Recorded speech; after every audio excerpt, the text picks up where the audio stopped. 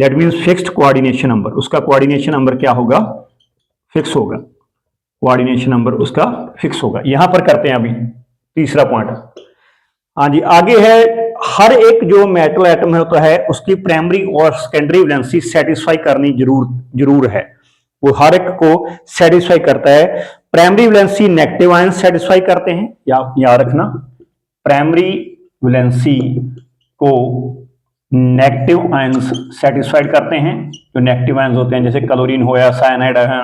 और secondary valency, जो secondary valency है उनको कौन बैलेंस करते हैं, दोनों ही कर सकते हैं, एक तो नेगेटिव भी कर सकेंगे और दूसरा जो है न्यूट्रल मॉलिक्यूल, दोनों ही कर सकते हैं। सेकेंडरी वैलेंसी को बैलेंस कौन करते हैं, नेगेटिव आयंस और न्यूट्रल। तो जो नेगेटिव है दोनों में कॉमन है, तो नेगेटिव आयंस प्राइमरी और सेकेंडरी को दोनों को बैलेंस कॉमन कर सकता है। और जो सेकेंडरी वैलेंसी है हमेशा वो स्पेस में होगी, सेकेंडरी वैलेंसी हम स्पेस में डिपिक्ट करेंगे, शो करेंगे, बहुत इंपॉर्टेंट पॉइंट है ये भी। Secondary valency is directed in space, वो स्पेस में होगी। और जो सेकेंडरी वैलेंसी है उसकी जो आपकी लाइन होगी ना सेकेंडरी वैलेंसी की, वो सेकेंडरी वैलेंसी की लाइन आपको सॉलिड लाइन में दिखाएगी, ये ऐसे सॉलिड में। एंड जो प्राइमरी वैलेंसी है, प्राइमरी वैलेंसी डॉटेड लाइन में दिखाएंगे हम। तो एक एग्जांपल लेते हैं, ये एग्जांपल मैं ले रहा हूं यहां, COCl3 6 मॉलिक्यूल्स ऑफ अमोनिया, ये मैं एग्जांपल ले रहा हूं, अच्छी तरह से आपने समझ लेना। अब यहां पर कोबाल्ट एक Cl3 लगा है, इसमें होता क्या है, कोबाल्ट जो है ना CO, वो हमारा है सेंट्रल मेटल एटम, और उसमें लगी हैं क्लोरीन 3, वो नेगेटिव आयन। और नेगेटिव आयंस क्या होती हैं आपको मालूम है, नेगेटिव आयन सेकेंडरी भी हो सकती है, नेगेटिव आयन आपकी प्राइमरी भी हो सकती है। लेकिन जो अमोनिया है ना NH3, ये है न्यूट्रल मॉलिक्यूल। न्यूट्रल मॉलिक्यूल हमेशा सेकेंडरी होती हैं, तो ये सेकेंडरी हैं एक्चुअली। कोबाल्ट के लिए आपने ये 6 मॉलिक्यूल जो अमोनिया के हैं वो सेकेंडरी शो कर दो ऐसे, एक NH3 नीचे लगा दिया, एक NH3 ऊपर लगा दिया, अब NH3 इधर लगा दो, 3 हो गए, यहां पर चौथा हो गया, 4th हो गया। अब यहां पर लगा दो आप 5th NH3 और यहां पर लगा दो आप 6th NH3। तो ये सॉलिड लाइन से हमने रिप्रेजेंट कर दिया सेकेंडरी वैलेंसी को। और प्राइमरी वैलेंसी कितनी है आपकी, 3 है क्लोरीन्स की। यहां पर आप पहली दिखा दो डॉटेड करके Cl, और दूसरी दिखा दो यहां पर, यहां बीच में से ये भी Cl आ गई, और तीसरी आप इधर शो कर सकते हो लास्ट पे, ये Cl हो गया। द कोऑर्डिनेशन कंपाउंड, हम इसको ऐसे लिखेंगे। अब कोऑर्डिनेशन कंपाउंड अगर लिखना हो तो कैसे लिखा जाएगा वो देखना प्लीज। कोऑर्डिनेशन कंपाउंड्स को कैसे लिखेंगे हम, कोऑर्डिनेशन कंपाउंड्स ऐसे लिखेंगे, पहले CO और जो उसके साथ सेकेंडरी वैलेंसी पहले आ गई वो 6 आ गया, और जो आपके क्लोरीन हैं वो Cl3, इसको बाहर लिख देंगे ऐसे।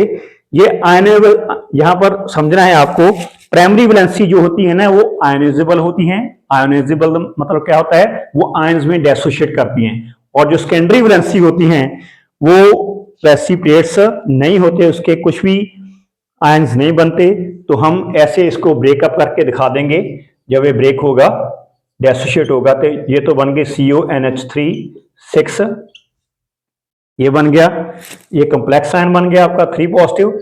और जो प्राइमरी वैलेंसी वो डेसोशिएट होगी, प्राइमरी डेसोशिएट होगी Cl नेगेटिव, इसके क्या बन गए, कैन बी प्रेसिपिटेटेड, ये इसके प्रेसिपिटेट बन जाएंगे।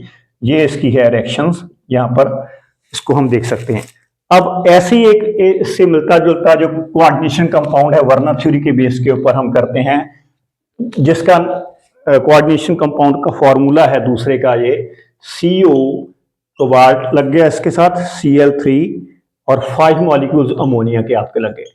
ये इसको देखना है हमने, ये आपका कोबाल्ट हो गया स्टूडेंट्स, 5 अमोनिया आप लगा दो सॉलिड लाइन में से, एक इधर लग गया, और 4 उसके कॉर्नर में से लगा दो NH3, ये NH3। अब इसकी ना साथ ही साथ हम ज्योमेट्री भी डिस्कस करेंगे कि इसकी ज्योमेट्री क्या होती है। ज्योमेट्री मतलब अगर 6 लगे हों साइड अराउंड द कॉर्नर, अगर 6 लगे हों तो ऑक्टाहेड्रल ज्योमेट्री होती है, अगर 4 लगे हों तो टेट्राहेड्रल ज्योमेट्री होती है, अगर 4 में से और कुछ हो तो टेट्रागोनल भी होती है। तो ज्योमेट्री उसकी अलग अलग होगी, जैसे भी कोऑर्डिनेशन पॉलीहेड्रो, वो उसके स्टीरियोकेमिस्ट्री बोलते हैं उसको, जो around the carbon, around the central metal atom, the number of different ions और the these atoms are linked that follow the stereochemistry of the compound.